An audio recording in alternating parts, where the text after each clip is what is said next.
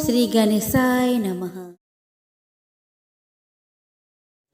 ऋषि लोग कहने लगे कि हे स्कंद जी, आपने अभी पंचाग्नि साधन व्रत का वर्णन किया था।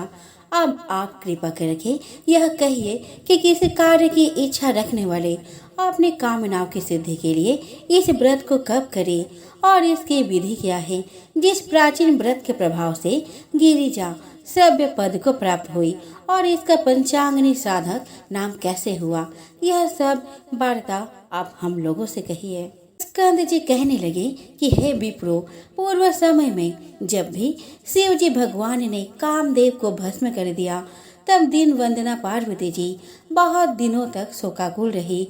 इसके पश्चात अपने पिता के घर में जाकर रहने लगी, परंतु कहीं भी सुख ना मिला। उस समय हिमालय के वासी ऋषियों के आश्रम में जाकर पार्वती जी ने शांति के उपाय को पूछा। इस प्रकार पूछने पर सप्त ऋषियों में भृगु ऋषि कहने लगे कि हे महाभागो, तुमने अति उत्तम प्रश्न किया है। मैं तुम्हें विस्तार पूर्वक इसका उत्तर देता हूँ। ज्येष्ठ मास की तृतीया के दिन प्रातः काल मनुष्य शुद्ध जल से स्नान करे और नित्य कर्म करके शुक्ल वस्त्र धारण कर अपने घर को आए। पुण्य वाचन के पश्चात ब्राह्मणों का पूजन कर समिधाओं से प्रदीप्त 4 अग्नियों को करके यथाशक्ति उनका पूजन करे और उन अग्नियों के मध्य भाग में बैठकर सूर्य नारायण की तरफ ही अपने दृष्टि को, जब तक सूर्य नारायण अस्त ना हो, उनके तरफ ही अपनी दृष्टि को रखे और इंद्रियों को वश में रखकर स्थित रहे। इस प्रकार निराहार और जितेंद्रिय रहकर इस मास के व्रत को करे।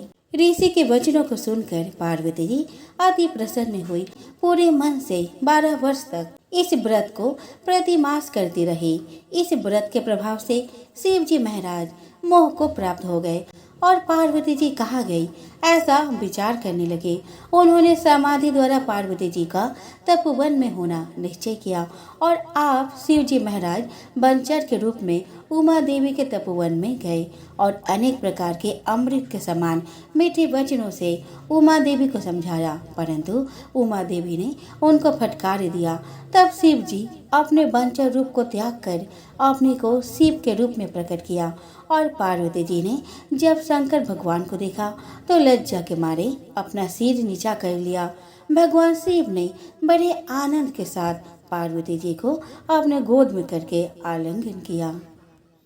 इस समाचार को सुनकर राजा हिमवान भी वहां पर आ गया और शिव जी से मिलकर विविध उपचारों से शिव जी महाराज का पूजन किया।